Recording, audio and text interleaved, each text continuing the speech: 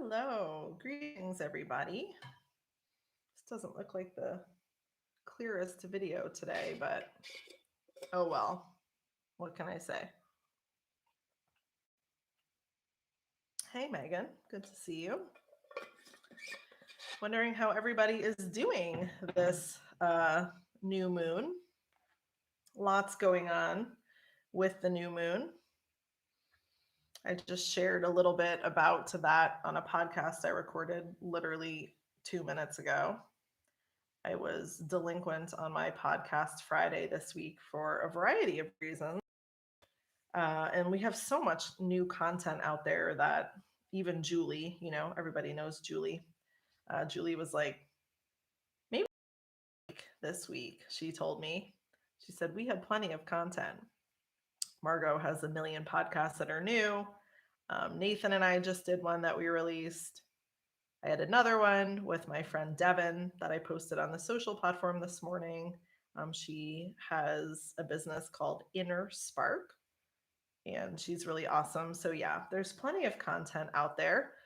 But I recorded one anyway this morning, although late, because yeah, there's just a lot going on in the universe and in our family. And I had the idea to record some of it for a mothering podcast. So anyway, I don't know where I was going with that.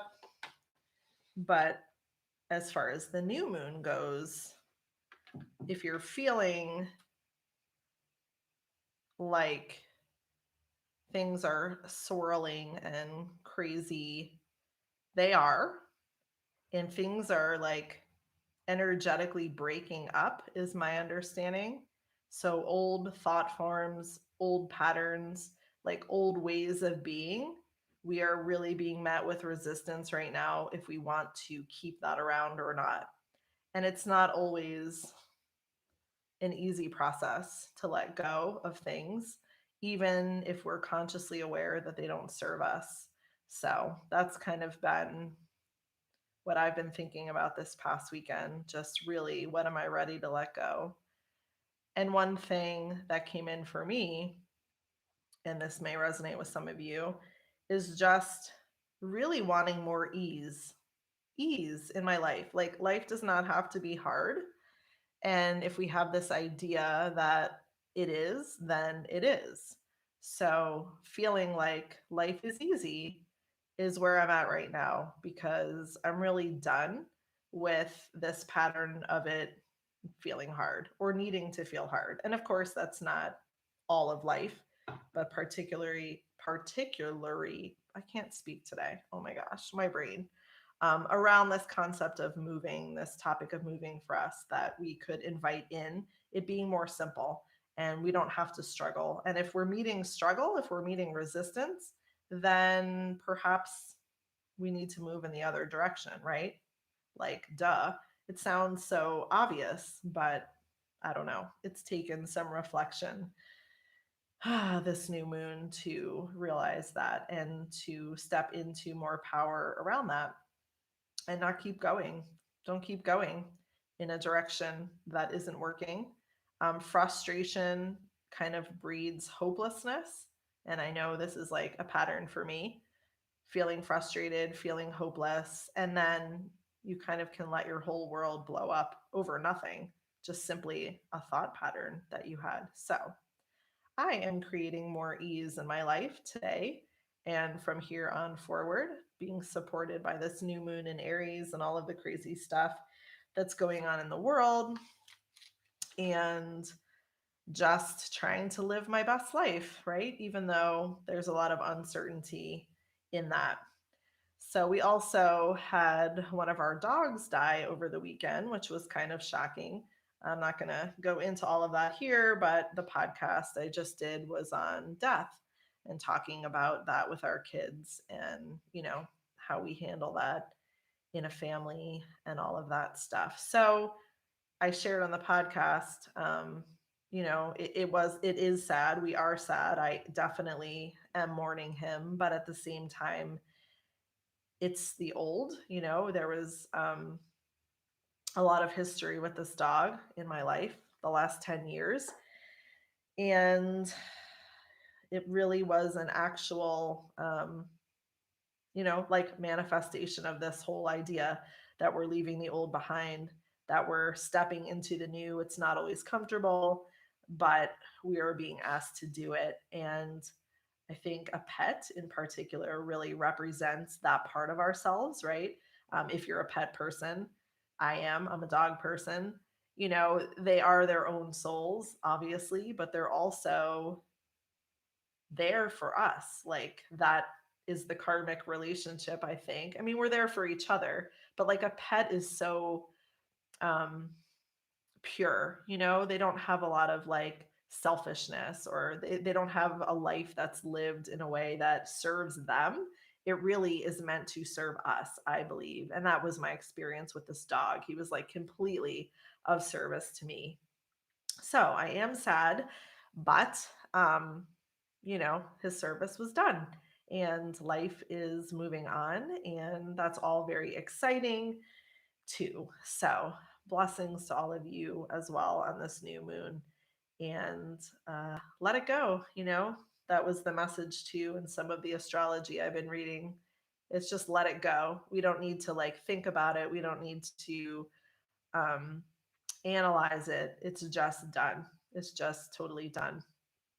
So, yeah, thank you all for your uh, wise words and love. Yeah, it's not fun or easy, especially with children, but I guess it's a lesson that we all needed right now, and I think it's also a good reminder of what is important, right? Where we choose to put our focus and all of that. So, it's been kind of a hard weekend, I won't lie, but whatever. Life is still happening. Yeah, I bet, Lauren. Yeah, the kids are definitely having a hard time.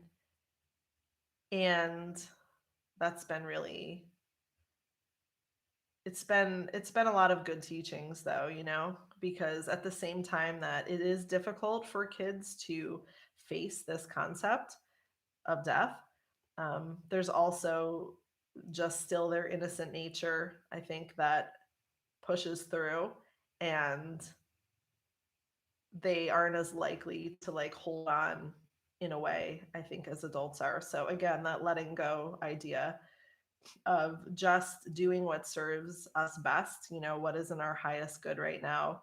Are we relying on the old, the comfortable, or are we willing to be uncomfortable to move in to this new awareness and this new life? So I couldn't be more in it right now than that.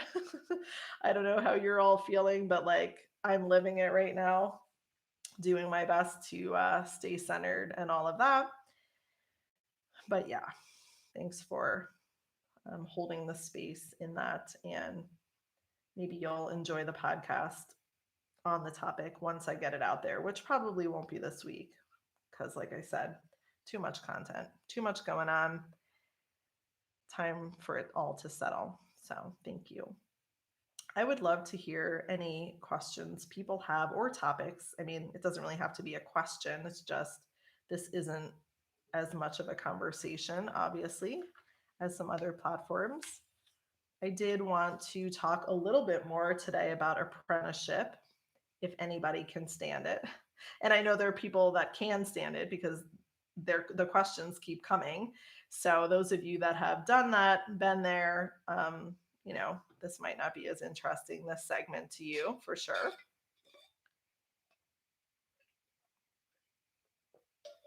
But there was a question last week that I did not get the time to answer that I wanted to answer today.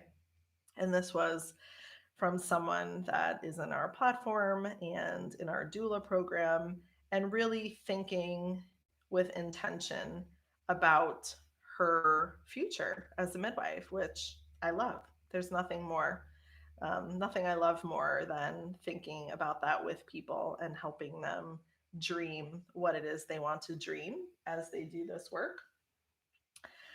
So her question was along the lines of, and if I'm quoting you incorrectly and you're here, feel free to send a chat message. But I'm looking for an apprenticeship, and I totally like believe in and get this autonomous midwifery model. how on earth would I ever do an apprenticeship with a midwife that didn't feel that way?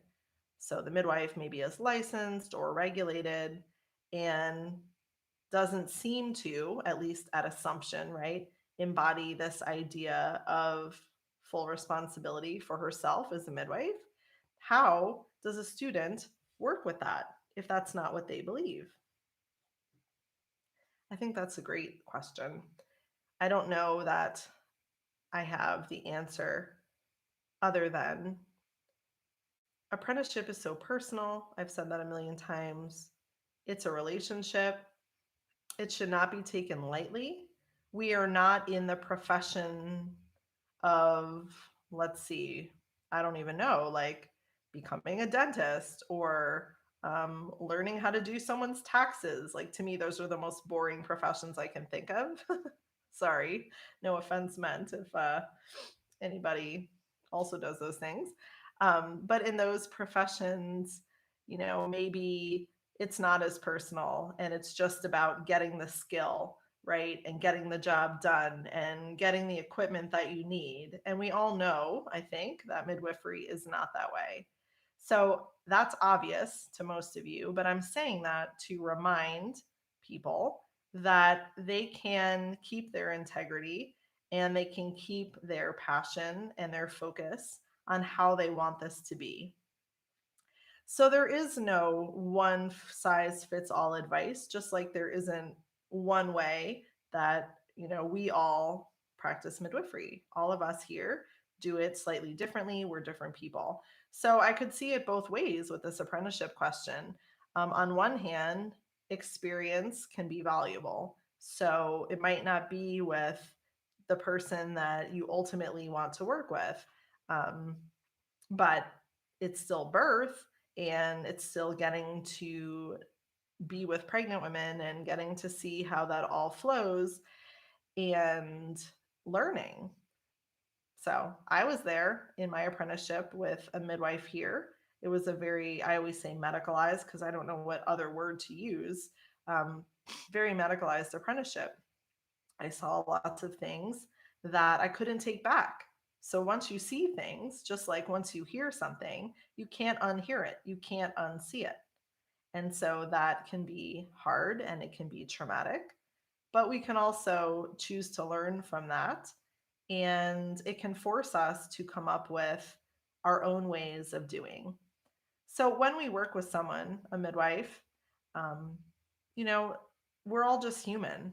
There's no one, I don't think, like if you're looking in an apprenticeship for this midwife to be everything and always make every choice the way you would and, put her on a pedestal, just don't, because that's not the way it works.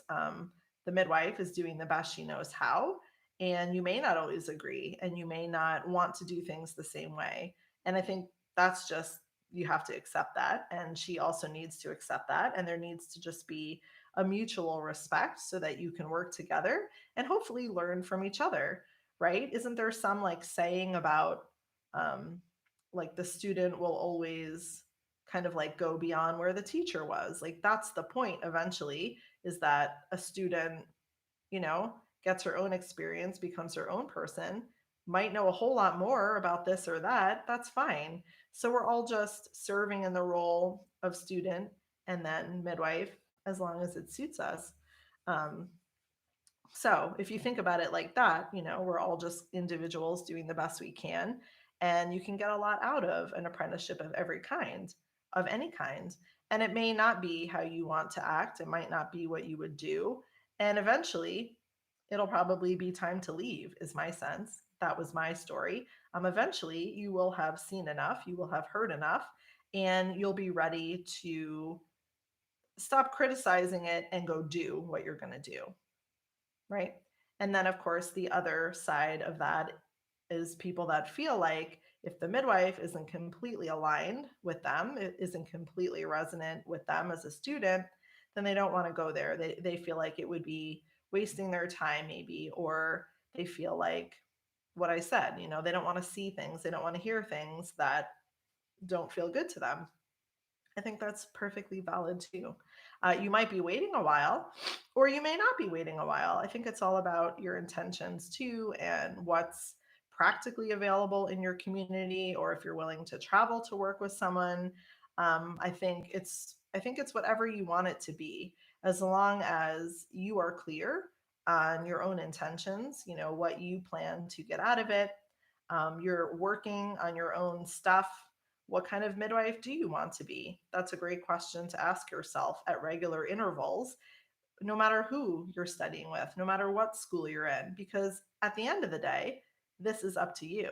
It's up to you to create what you want in your life and how you want to do this work. You'll be influenced for sure by the people you study with or the school you went to. That's just natural. We're all, in relationship with each other to a certain extent in learning and sharing.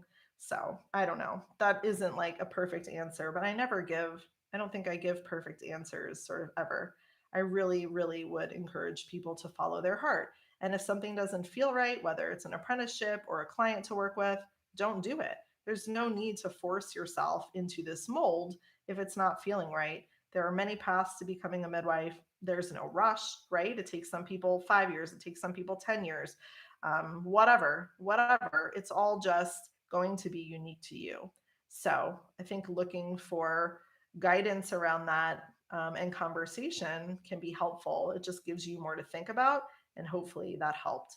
Hopefully that helped just give you more to think about. But ultimately, we each have to figure out which way we're going to go. Or, maybe it's not one way, it's like a windy road of options and choosing along the way. And maybe things come out of the blue that we didn't even expect. I know when I was a student, I never did a high volume apprenticeship. So at a birth center or a clinic, I was tempted to, and I tried to make those arrangements, but it never worked out. So follow that energy either through, or it gives you a closed door. It's one or the other. And I think if you're a sensitive person and you're used to working with energy in particular, and I think the person that asked this question is, then just following that is your answer.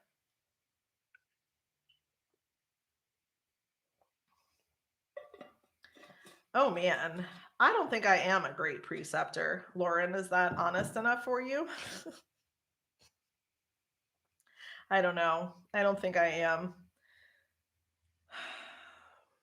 I can talk about it more, I guess, but I attended AAMI for, mm, I mean, probably 5 or 6 years, but I didn't do the school that whole time. So, like I did a couple of years, and then I took some time off when I was getting licensed and all of that. And then I ended up going back into the school after I was licensed and after I had done the CPM stuff and then finished.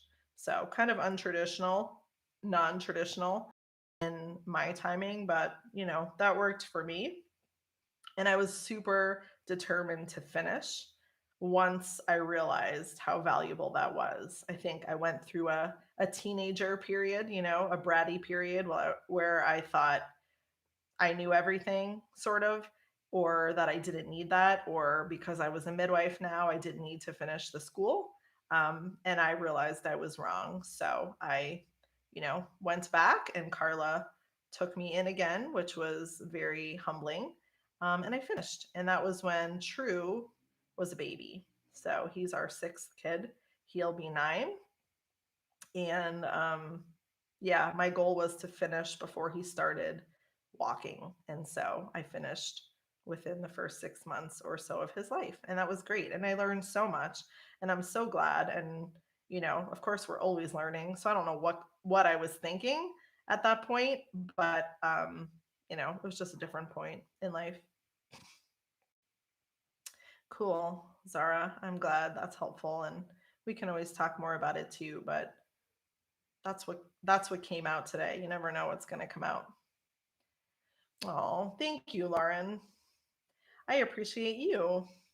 Yeah, so many of you. I think we're lucky to have that support in each other. even just occasionally.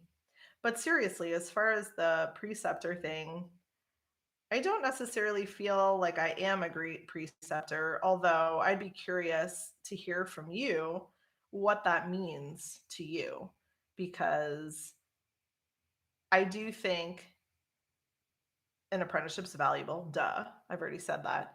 And in my own practice, I feel like the gift that is able to be given, if there is one, to these students or a student, is really birth itself, is really just giving them a solid foundation for the way birth works and good relationships and trusting people and powerful women.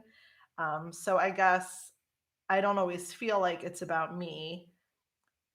And when it does come back to me as the teacher, I think I struggle in that role probably in real life. Like, I think the school is great. I feel super, proud about what we've put out there and that kind of teaching.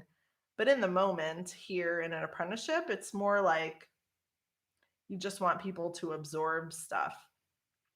And I don't always, how do I say it? Like the teaching is there, I don't mean to like sound all esoteric, but of course that's often sort of my direction.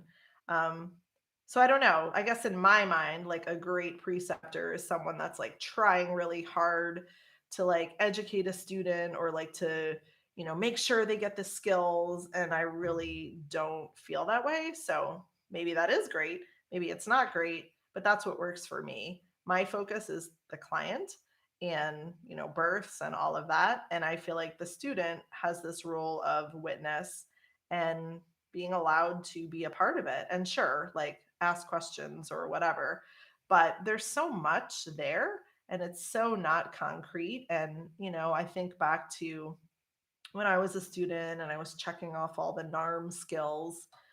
um, that was helpful to me at that point, like it gave me more structure. Did that make the midwife a great preceptor?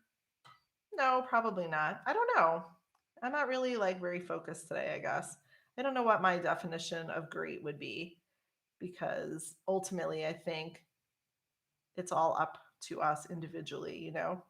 So maybe it's support. I could appreciate that.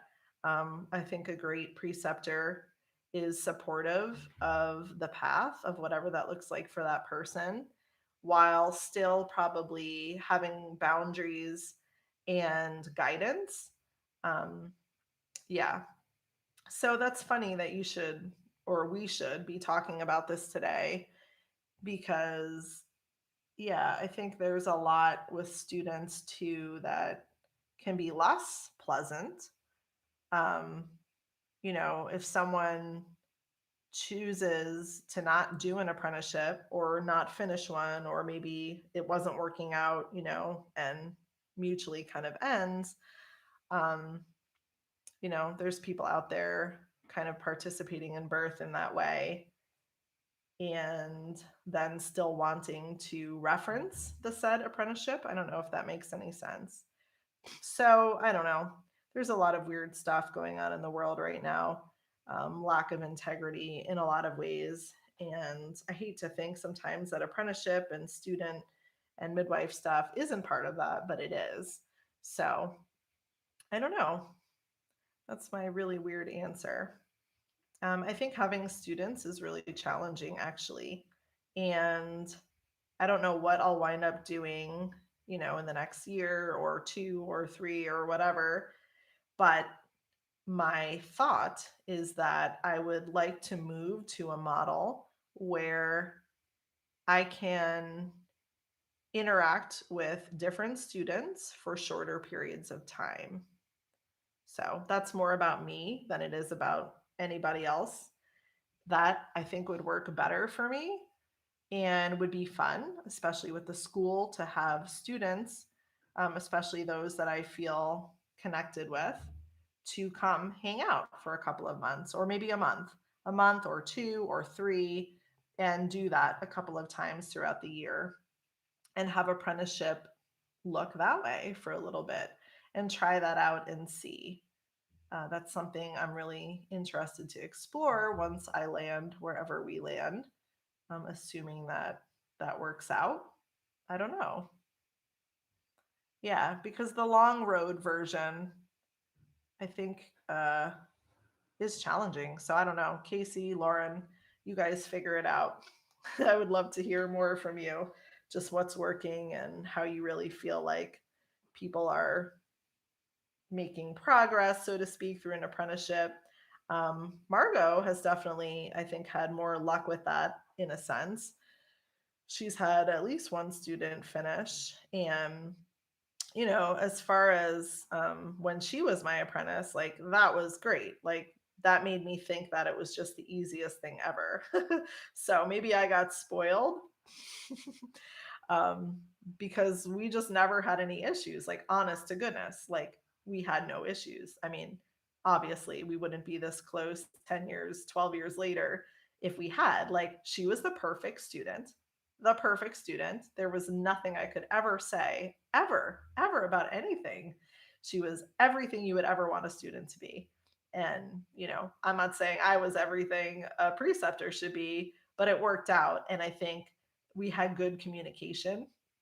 That would be, my humble suggestion. And I feel like I'm still thinking about that a lot. Like, I don't have it down because personalities are so different and people are so different.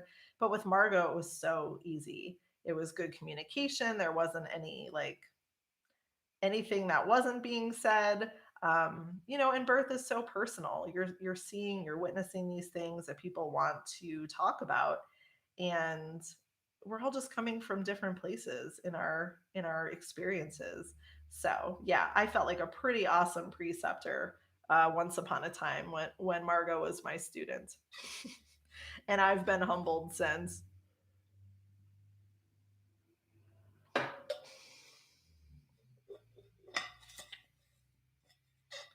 Yeah, like I said, Lauren, that's a great conversation. We should have it sometime where we can both talk. I agree. I mean, it's definitely worth putting thought into, and like a contract is good. Um, and communication and expectations, but as I was alluding to, it doesn't always work out perfectly.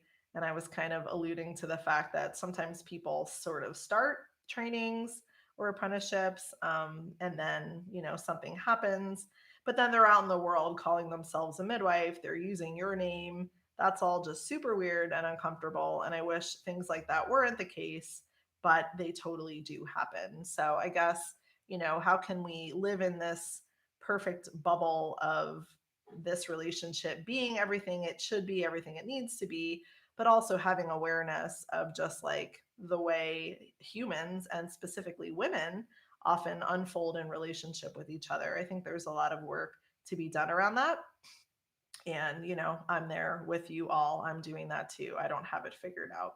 But if you have a new student, that's super exciting.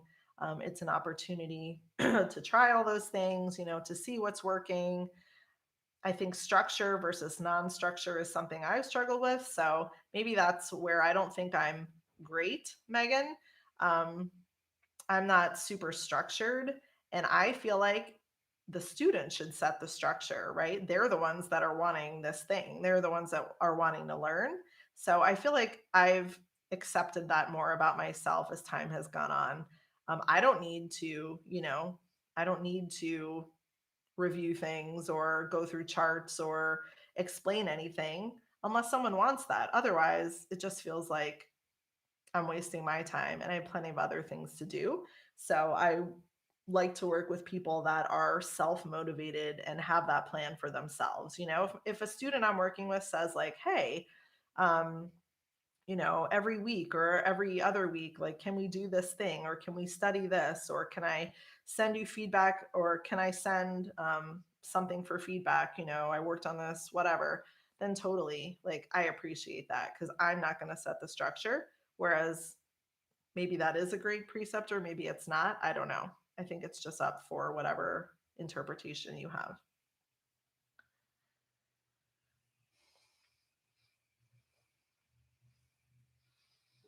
Yeah, I don't know. I don't know how enlightened it is. I mean, in some ways I feel like it's just lazy, but having been through a couple of students that haven't worked out, that's what I've come to. And that's the honest truth. Like, I don't want to put in a bunch of effort and time to someone that ultimately isn't going to do this. And there's no way of knowing that, I realize. So I think the self determination, the self motivation has to come from the student. And I'm happy to respond to that. Like, I'm thinking about birth all day, every day. So it's not like an inconvenience to me to have to sit down and do that or to have a conversation. And if you're a student out there, I think that's actually a really good idea. Figure out what would really be helpful to you and ask for it. And everybody can have their boundaries. But ask for it, because don't assume the midwife has this like way of making you a certain thing in her head. She probably doesn't. And so it's appreciated if people get very specific about what they need and they figure out how to get it. Something with this kind of midwifery that comes up a lot is like, how do we get the skill set?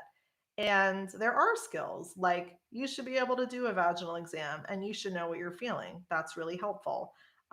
You should know how to insert a catheter if need be. That's really helpful. So, how do we get students to learn these things when we're not doing them a whole lot? I don't even know. Other than we have a skills workshop through the school that I know is super helpful. So, people that have been to that, like, yes, that's helpful. Um, but if you're in an apprenticeship and you don't have access to that kind of workshop, you've got to figure it out. You've got to figure out how you're going to get those skills. And you can't assume they're going to happen in the course of an apprenticeship. I remember my first apprenticeship. She didn't do very many vaginal exams. Either do I, either do most midwives. So she said to me, just point blank, she said, if you ever want to learn that, you'll have to figure that out, or you'll just have to wait until you're on your own, because I don't do very many of them. And if I do need to do one, then I really need to do it. And I don't need you messing around in there, not knowing what you're doing. And she said it nicely. That was a little harsh. She said it nicely, but that was the point. Figure out how you're going to get the skills. And so, like for Margot, not to speak for her, but she's shared this many, many times. She did choose to go to a high volume birth center for, I think it was a month or so. And that was her reasoning. Like, I want to learn to do these things, I want to have practice doing them in real life. And so that's how I'm going to solve that problem for myself. So I do think that's a great quality of a student. You might not get everything you need from one person. And I don't think that should be expected, really. But to go out in the world practicing before you're even done or before you figured out how to get the skills, it's not my favorite thing, especially when someone involves me even by name. I don't like that. I don't think there's any integrity there. You call yourself a midwife when you're ready to do it, but make sure you can handle the responsibility of what that means. And if you need to mention other names, then it's probably because you're not ready. And, anyway, that sucks.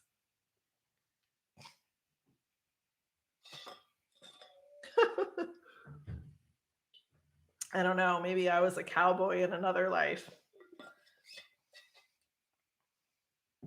Well, truly, though, like we're talking about skill set, which is very practical and very hands on and very like material. But then we're also talking about midwifery as an educational journey that is so beneath the surface. Like, really. And that's where I feel stuck for, teaching in this really concrete way. Just be present to it. Like, that might sound obnoxious. And I don't mean be present to like me and like what I'm doing. Like, be present to the situation, be present to the woman in front of you, be present to the energies that are around. Ask to read all of her paperwork because you have access to that. Even from like a privacy standpoint, this client has invited the student in because that's the way it works. So get involved, do the work you need to do to feel like you're making sense of this whole thing in a way that works for you. And that's the part we would each do differently. So there's no point in me trying to communicate how I do that. I mean, you can watch me do it, you can be here, but ultimately you're going to find your own way of doing that. And you only learn by doing, and you only learn by, asking questions and trying things. So apprenticeship is a great model, but it really isn't up to the midwife, I think, to 100% teach. It's really up to the student to take a large part of that and to craft this thing called becoming a midwife. So that's my 2 cents, or my very long 10 cents on that.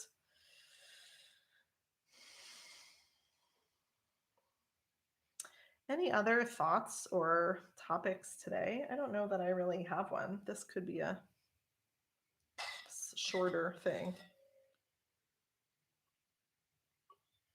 Yeah, Megan, I love that. I love that. And, I know you and I would totally like figure it out. And that's, I think, another thing is like there's just people that you know you resonate with, and it would be, it's a new adventure to start something like that, but there's a feeling of mutual understanding. And of course for us, we only want to really work with students in our school at this point. And I went against that at one point, and that did not work out for me. I mean, it did work out. It didn't work out though in general. And Margot was the one to say, like, no, we need to only work with apprentices that are in the school, because otherwise they just don't have the same basis. It's like that language you're talking about, Megan, that new language. We're talking different languages. So I don't know. I don't know if that's obvious. I can think back, 10 years ago, before Margot, though, so it had to be longer, 15 years ago, when I was here and I was a very new midwife. And I got calls literally every week for, someone to be an apprentice. And I was very weirded out by it. Like there were people I didn't know, and I wasn't really sure how to even go about that if I didn't know them.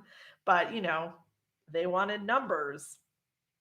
That's a turnoff. It's like, a guy you don't want to date. I mean, not that I'm in that realm anymore, but like there are just things you don't do, right? Um, to try and attract someone's attention, in my opinion. So that is a turnoff. Don't ask for an apprenticeship just so someone can sign your paper. I don't know. That's not how I do things. So that's, a funny story. I can think of an older lady that helped me for a while. I think she was a nurse. Also, completely different language. So, why did I enter into that? I just wasn't really thinking. I wasn't really clear on what I wanted and even what kind of help I really desired. So, if you don't do that, if you're not intentional about it, then yeah, you can probably wind up in some pretty uncomfortable situations and relationships. And probably why a lot of apprentices or apprenticeships don't work out, because they probably were doomed from the get-go. Just, pure resonance, pure personality. You just can't pick someone out of a phone book and expect that it's going to work for you. So anyway, yeah, Jill, that is a very, very great analogy. Unschooling. Yeah. Like, and maybe that's why I have that viewpoint. I don't teach my kids either. Like, I don't sit them down and make them do X, Y, and Z and this many pages and this many hours per day. It's open to whatever they want to learn, however they want to learn it. And I want to be there to support that, to help them get the resources, et cetera, probably just like you do it. So why should midwifery be any different? And, are you learning what you need to learn as an apprentice? I don't know. I mean, that's a whole other question. And I think that's where licensing and regulation have short circuited that conversation too. Because in that world, if you don't do those things, then no, you haven't learned what there is to learn. So, we're in this midwifery world where people are encouraged to be creative. But yeah, the standards thing can often be a topic. There probably are things that you should definitely know before going out there. And I think any midwife would have her different lists of what they are. But I think those are things to consider. So, they say, right, you don't know what you don't know. And that's true for all of us. And there's so many things to know in life, but that's the truth. So if someone is new to midwifery or they think they're just going to learn on the job, maybe, but you don't know what you don't know. And you don't know often until it's too late. And, that's a hard thing in birth. So, yeah, it reminds me right now of this whole like moving slash real estate world. I mean, I'm learning new things every day about different options or how they work or, uh, yeah, it's a crazy world. And I don't feel like I know much of anything. So I keep trying to like further my own education so that I know what I'm talking about and people don't take advantage and all of those kind of things too. So we only can do what we can do, but midwifery is just not one of those things where you want to know the bare minimum. I mean, it's something that never stops.